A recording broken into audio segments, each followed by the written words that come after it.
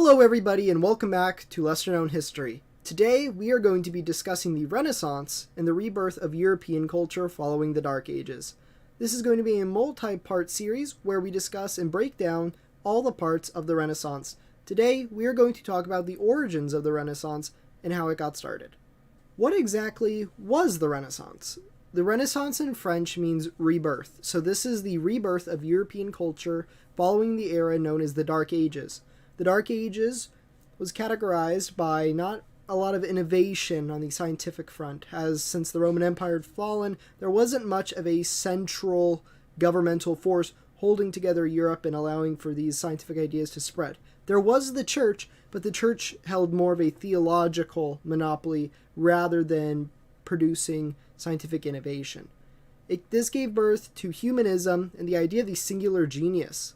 There was huge societal changes and improvements in science and information distribution, along with art and music and writing. All those things are important parts of the Renaissance, and we are going to talk about them today and in other parts of the series. The origins of the Renaissance can be traced back to many factors, one including the toppling of the Byzantine Empire and the capture of Constantinople by the Turks. This caused a bunch of intellectuals and many writers that held on to Roman-era documents and scientific papers to flee Constantinople and make their way into mercantile Italy. Mercantile Italy at the time was dominated by city-states that were very powerful.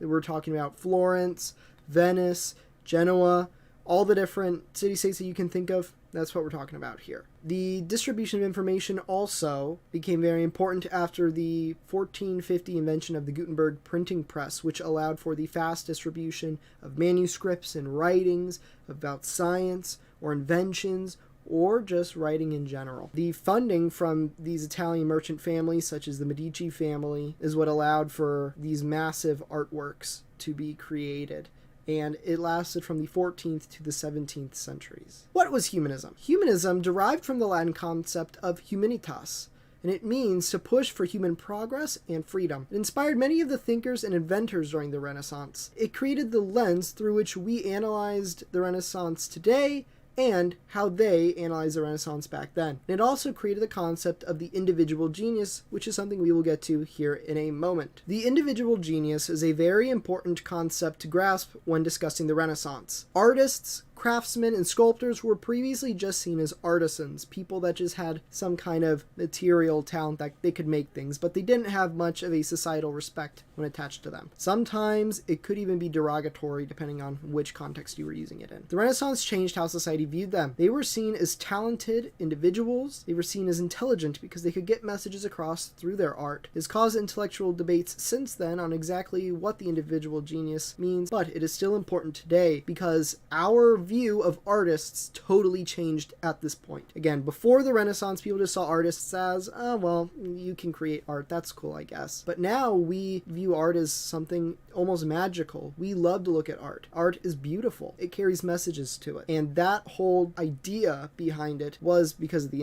individual genius, the idea that somebody could create art meaningfully. And the individual genius was not necessarily just about art. This is just the best example of it. People that wrote literature or music were also considered individual geniuses as well. To end the video, we are going to discuss the Medici family. The Medici family are the most important family in Europe during the Renaissance for many reasons. They were an influential family that originally hailed from Florence but would eventually rise to power in Tuscany as well. They were wealthy bankers who became patrons of the arts. Following the Black Death, society had really become messed up, and people were able to move up. People moved from the rural areas to the urban areas where they made their fortunes. The Medici family were one of them. They funded many Renaissance projects for people such as Botticelli, Da Vinci, and Michelangelo. Eventually, they became popes. Popes Leo X, Clement VII, Pius IV, and Leo XI were all part of the Medici family. They became one of the most powerful families in Europe for a time. During the Renaissance, they could not be touched. Eventually, the Medici family would marry into some of the other important, powerful European houses. The Medicis would sit on the throne of France after Catherine Medici married into the royal family. However, once the final Medici heir died without a male heir and the house was ended, the Habsburgs rose to power. And that is how the Habsburg dominance in European politics. So what was the High Renaissance? Well, it was a time frame for about 35 years between the years 1490 and 1525. It was concentrated in Florence and Rome, and from those epicenters would spread out amongst the Italian peninsula. Patronage for the movement came from wealthy merchant families and the papacy. These aforementioned wealthy merchant families, a topic we discussed in the last episode in this series, were able to get their societal mobility because of the vacancy that the Black Death led to amongst the nobility. The most important part of the Renaissance was the High Renaissance. Popes Julius II and Leo X helped to spur it along. We'll discuss them here in a moment. Every part of the arts and humanities flourished. It occurred in Italy and would directly lead to the spreading of the Renaissance following its collapse, which we will talk about here in a little bit. Important people to think about are Da Vinci, Michelangelo, and Raphael. Let's talk about the popes. Pope Julius II commissioned for a new St. Peter's Basilica, commissioned himself a tomb adorned with Michelangelo's sculptures, and commissioned the Sistine Chapel and Raphael rooms in this new basilica. So the new St. Peter's Basilica is still around today, and you can visit it if you visit the Vatican. Let's talk about Leo X. He was a Medici. Remember last episode when I talked about them? Well, yes, they were even able to make their way into the papacy. He accelerated the construction of the new St. Peter's Basilica, and his actions directly led to the end of the High Renaissance. Now, I understand this is very brief, and I may in the future talk more about Pope Julius II or Leo X in their own episodes. But for now, the reason this is so short is so that way we can get the context for what the artist that we are going to talk about did. Raphael. He was born in Urbino, Italy in 1483. His father was a painter, and he apprenticed under Pietro Perugino until 1500 when he became a master. So look at that. He became a master between the ages of 16 and 17. He moved around Italy and painted in different towns until he was commissioned by Pope Julius II to paint frescoes in the new St. Peter's Basilica. Painted in what would become the Pope's private library. And unlike some of the other artists that we'll talk about, he used teams and assistants to help him. So when we talk about the individual genius in the Renaissance, it's really important to discuss its different aspects when we talk about Raphael. When we get into Michelangelo and Da Vinci, they did their stuff on their own. But Raphael was interesting because he was a painting master. He could do it all himself, but he employed teams to help him. So the artistic genius in this way would apply to him because he was the one that was able to direct them and draw it out for them to paint. I mean, he did some of it himself, but that's the most important part to discuss. He painted 4 rooms in St. Peter's Basilica that are now all called the Stanza della Segnatura. Here are some of Raphael's most famous works, the Sistine Madonna and the School of Athens. The second artist we are going to talk about is Michelangelo. He was born in 1475 in Florence, Italy. He was a painter, sculptor, and architect. He became the most documented artist of all time because he was alive and working when Giorgio Vasari wrote The Lives of the Artists, which was the first biographical writing about the artists and their work. He became very good friends with Lorenzo de' Medici, created loads of artwork for the papacy, becoming one of their most prolific artists that they employed. He created a massive statue of David, which I'm pretty sure we have all seen, and that is really what, I guess, blew him up and put him on the map. He was also commissioned to create the tomb of Pope Julius II. He was able to make 3 sculptures for it, the dying slave, the bound slave, and Moses, before Pope Julius II decommissioned him from that. But he then said, hey, Michelangelo, how about you come work for us again and paint the Sistine Chapel, which is his best known work. He also wrote some poetry, and he served the papacy until his death. Here are some of his most famous artworks. Down on the left, you can see the tomb of Pope Julius II, incorporating some of the statues that he made. And on the right, the Sistine Chapel, which is, in my opinion, the greatest work of art in history.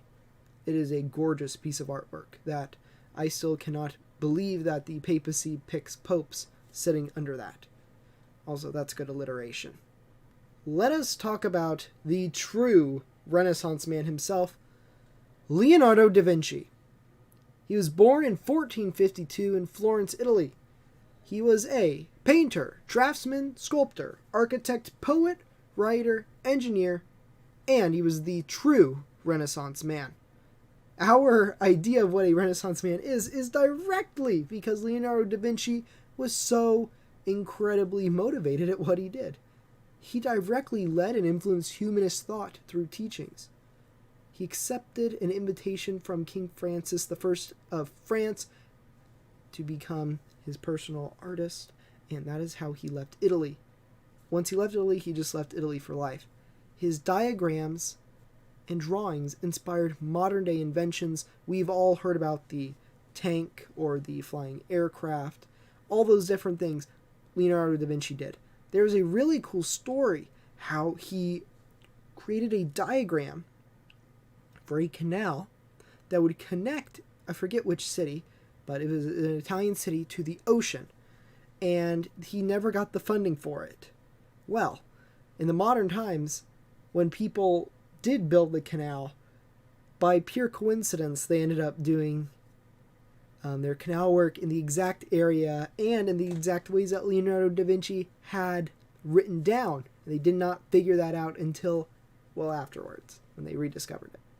Here are his two most famous works, The Last Supper and the Mona Lisa. Now, I want to touch on two things real quick. The Mona Lisa is so very important because of the technique it used. It was a technique called, depending on how you want to pronounce it, sfumato or fumato, which means smoke in Italian. And pay close attention to how the Mona Lisa is created. It's very smoky and all the lines almost blend together, right? It looks almost as if it's smoky around her in a haze. And that was the first time it was ever used, and ever since it's been incorporated by different kinds of artists. I also want to talk about one more thing that was an honorable mention that did not make this picture that you all are looking at now, but I think is very important. It is the Vitruvian Man. We've all seen it. It's the man with, those 4 arms. Well, here's why it's important. Because up until that point, they had not found a way, mathematicians or writers had not been able to figure out a way to draw the quote-unquote proportional human in both a circle and a square. And that is how you find it today. All right, everybody, let's talk about the end of the High Renaissance. So, if there is one thing we all know, that is that up until recently, the French and the Germans did not get along at all. And another thing is that Europe always is ready for a good fight. So, remember our good old friend Pope Leo? Yeah. So at the end of Leo's papal reign, he had started to get the church involved with European affairs. Now, what I mean by that is he was kind of going in and making alliances. It wasn't that big of a deal, the popes before had done that, but they were the ones who helped to crown leaders before. So it's not unheard of. But trouble was brewing. You see, Charles V, the Emperor of the Holy Roman Empire, had now also become King Charles of Spain. And King Francis I of France was not having this.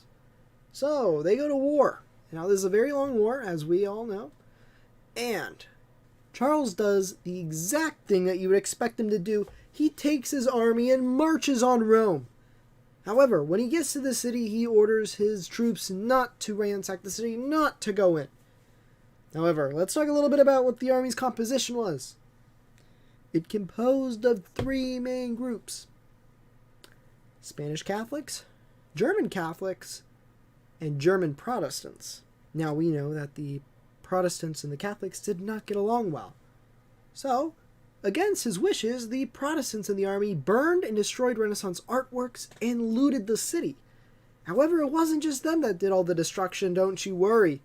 Some of the Catholics in Spain, they just wanted loot. So then they also helped out and just destroyed the city. It depopulated the vast majority of the city itself. Pope Clement was able to run to a citadel, but many of the papal forces, including much of the Swiss Guard, was killed in the fighting. Clement VII was so humiliated by this, and he was forced to hand over large swaths of gold and territory to the Holy Roman Emperor. Now, a little bit about Pope Clement VII. He is also a Medici. He drained many funds from the papacy, and because of the attack on Rome and its destruction, the Renaissance would begin to shift outwards. Now, its ideas had already begun to spread, but the most important parts of the Renaissance outside of Italy is just about to begin. These ideas were beginning to spread across the Alps into France and into Germany, and that will be where we continue this series. So, what was the Northern Renaissance? So the Northern Renaissance was more localized. What I mean by this is in Italy, you saw many of the different city-states having their own form of the Renaissance, but it was all kind of interconnected because of the church. In the Northern Renaissance, it was focused more along city-states or just large cultural centers that interacted somewhat, but because of the fractured state of these countries at the time, with the exception of France, it made it harder for them to interact with each other. But you will see some things that carried across all parts of the Northern Renaissance. It was way more politically centralized. Again, the city-states in Europe kind of did their own thing, while in the Northern Renaissance you had kings in France and England and in the Holy Roman Empire that really did their best to diffuse some of these ideas and sponsored a lot of the workings. It doomed feudalism. So while the Black Death really destroyed feudalism in Italy, it did so a little less in other parts of Europe. It really took the Renaissance's ideas to destroy it and put it firmly into history where it belonged. But you will see some of the influences of the Black Death and some of the other pandemics that happened at the time in the influence of some of these paintings. So it was much wider in scope as well. We're talking more literature, more music, and more art, but more science. And when you get eventually into the Spanish and Portuguese and English sides of all of this, that's really where it shines through. Some of the new tools to create art with happened in Germany, and we'll talk about that a little bit more later on. And it created different styles of painting and portraiture. We will talk more about that specifically when we cover the English side of the Renaissance. All right, let's talk about the French Renaissance. It started much later than the other parts of the Renaissance in the other areas, such as in Germany. Why? Well, war and the plague. France was one of the hardest hit places with the Black Death and was still fighting England off and on. And so it took forever for these ideas to spread and at least get a good foothold. Now, while they did create different types of painting, such as Mannerism, which eventually evolved into Baroque art, which is a whole nother topic for a whole nother time, originally it was mainly architecture and music. And as you can see off onto the other side of the screen, you can see these Renaissance-style chateaus that were built all over France and the French countryside. They're really pretty.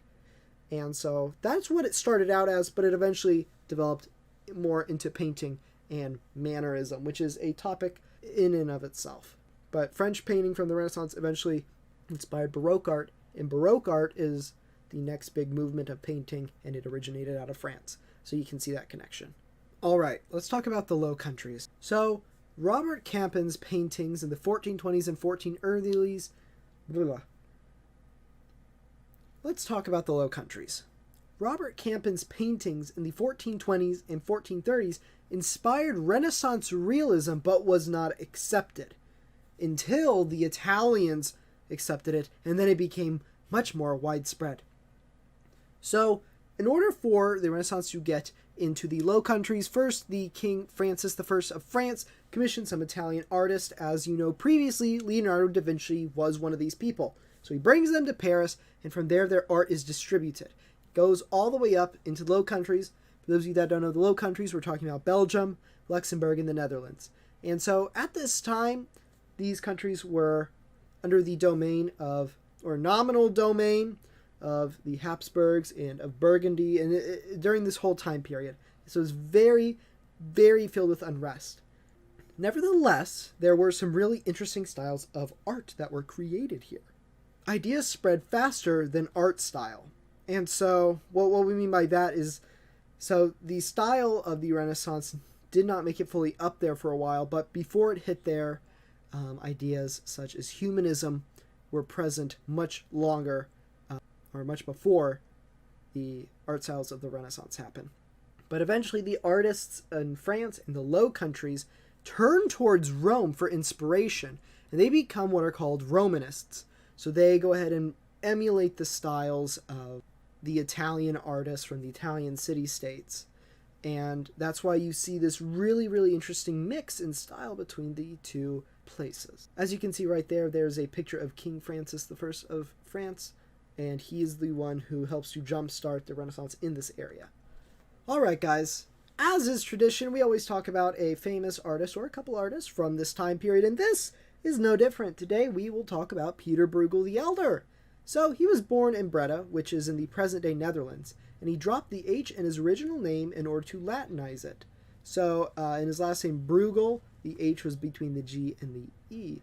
His son, Peter Bruegel the Younger, actually keeps the H in his name, so there's a little bit of difference there. He wanted to Latinize it because he was enraptured with what was going on in the, well, Latin world, and by Latin world we mean Italy. He was the leader of the Dutch Golden Age of painting, and he painted landscapes and peasant life. And so what do we mean by that? Well, he would, of course, paint landscapes of what was going on in the Dutch countryside, but he focused on peasants as they worked in their fields. And that made him so much different from all the other artists who, either painted very regal scenes of royalty, or in most cases with the Renaissance, it was very much about religion. So he kind of diverged from that. He was also called Peasant Bruegel because, of course, he painted peasants. Personally, I think it should have been Peasant Peter. That would have been much better with alliteration, but I digress. He also created some prints, and this is a specific thing that started to happen in the northern parts of Europe as the printing press started to go around, and that is something we'll talk about in another part of this series. And he became the embodiment of the fusion between the northern tradition and the new Renaissance styles. So it wasn't as focused on religion as other places, but he incorporated some Renaissance ideas and traditional Northern Gothic styles of painting and put them together. And we're going to go ahead and take a look at one of his pieces of art. It's one of his most famous ones and one of my favorites. And as you can see, there he is in his self-portrait that he made. So this here is one of his most famous pieces of artwork, and it is one of my favorites. It's called The Triumph of Death. And so, of course, you can immediately see the influence of the Black Death that had occurred during this time. And we can kind of break this down to kind of show you what style he was using. So look at this painting, look at the foreground, look at the background. You can see the landscape out in the back. That's more of a Dutch traditional style, but so many of the people there. Yes, you see a king. Yes, you see some soldiers, but the vast majority of them are peasants. And so this already emulates his style, but you can really see the influences of the people that had died during the plague. Look at the army of skeletons as they came marching to conquer. And the important message of this is that regardless of your stature in life, whether you are a peasant or a king, death comes for everybody. And this is supposed to emulate death coming for them all and it overwhelming all the people that the plague did end up killing in real life. So you can really see that trauma here. So the German Renaissance occurred within the areas of the Holy Roman Empire. And so some of the most important things that came out of that were the printing press. That is Johannes Gutenberg. And the printing press, as we all know, is what allowed for the really quick dissemination of knowledge through books and newspapers. Those are just some of the two easiest ways of looking at it. And the German Renaissance also gave us woodworking and a new type of painting called oil paints. And so where in the past paints dried out really quickly, the oil paints did not dry out very fast. They could be left out in the open for a while, and it allowed the artist to create their more realistic image. And since it took a while to dry, they could actually go back onto a canvas and readjust their painting, like remove paint or put different types of paint on it. So it's really cool when you really think about it, and oil paints are still around today. And so when we talk about Johannes Gutenberg and the printing press, of course, bookmaking but the Protestant Reformation.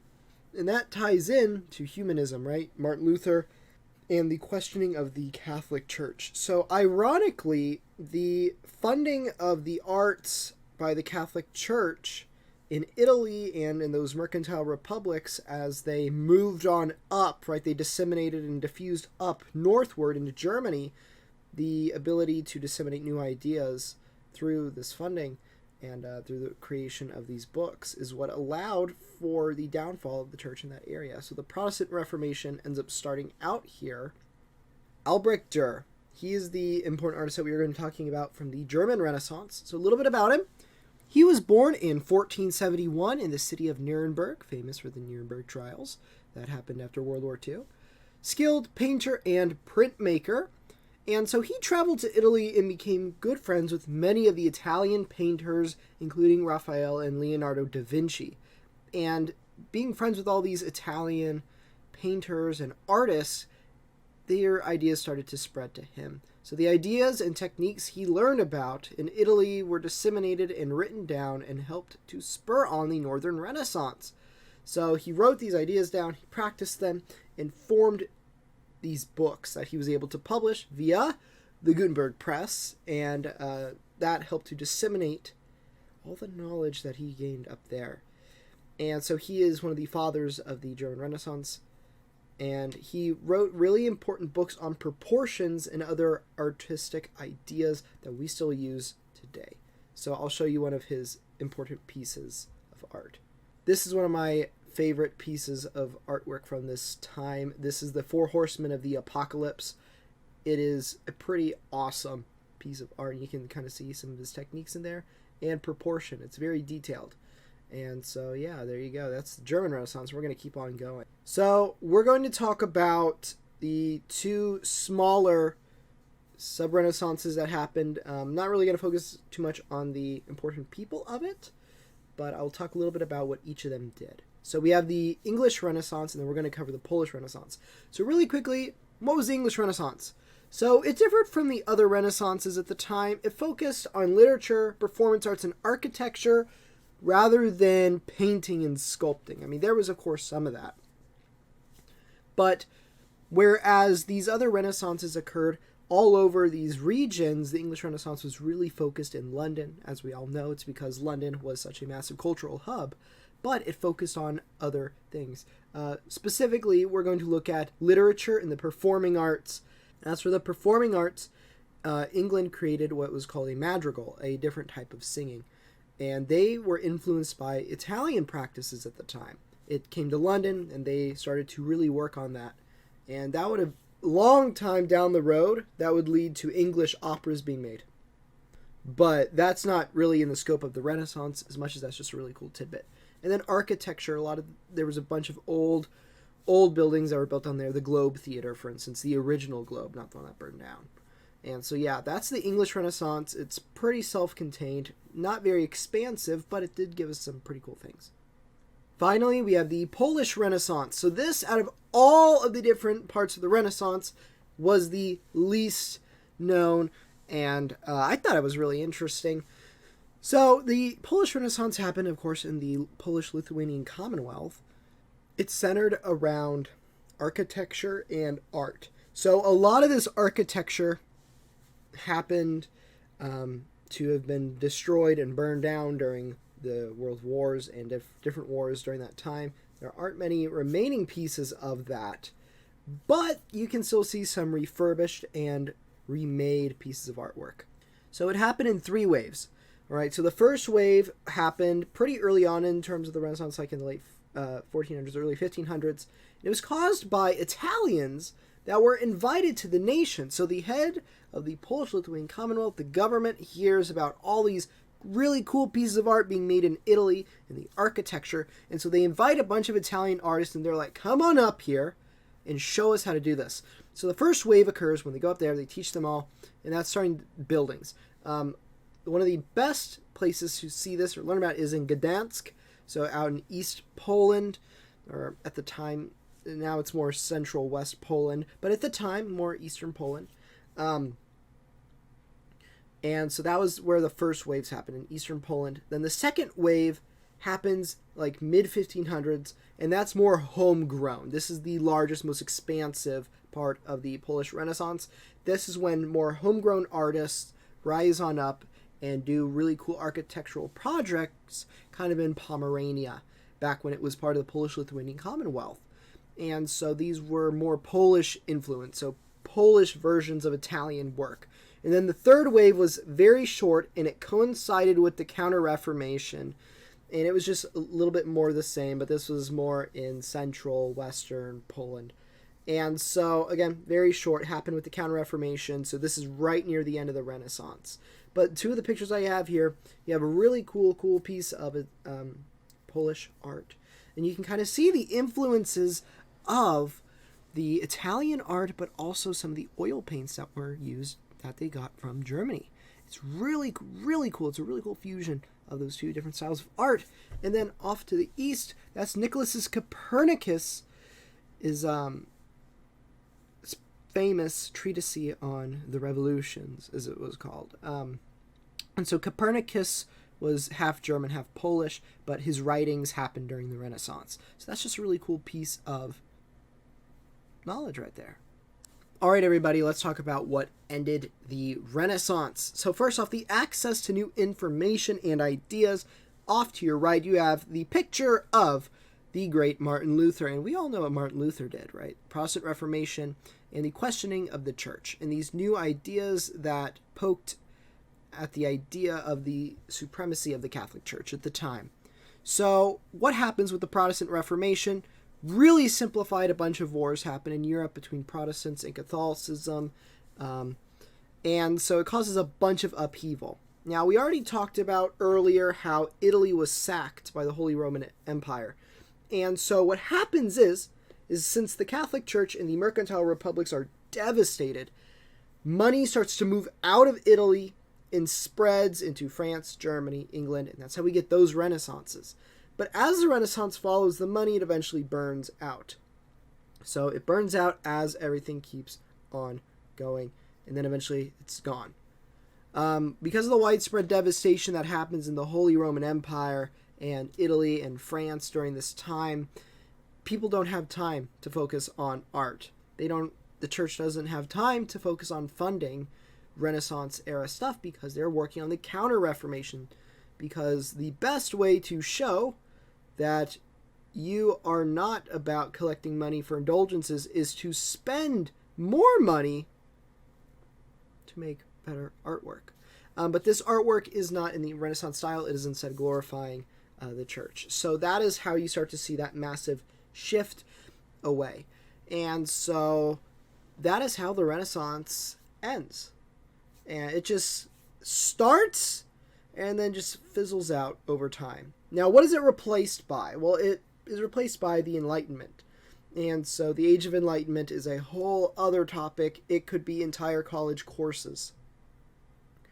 But the Age of Enlightenment is built off of the Renaissance and humanism and the idea of the artistic genius and the centering of man, right? If you can center the world on yourself, it goes forward, and that's when you start to get the questioning of the head of state and the idea of representation through representative government. And so in many ways, while the Renaissance does die and fade away, it also transforms itself into the Enlightenment. But whereas the Renaissance is heavily influenced by the church, the Enlightenment becomes very secular in nature. So while Enlightenment ideas are still around, maybe you could even say the Renaissance has still always been happening.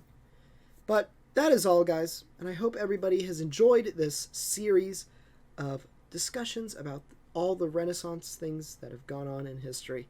If you enjoyed, hit that like button, subscribe. I have a ton of really cool new content on the way, and I will see you all in another video. Have a great day.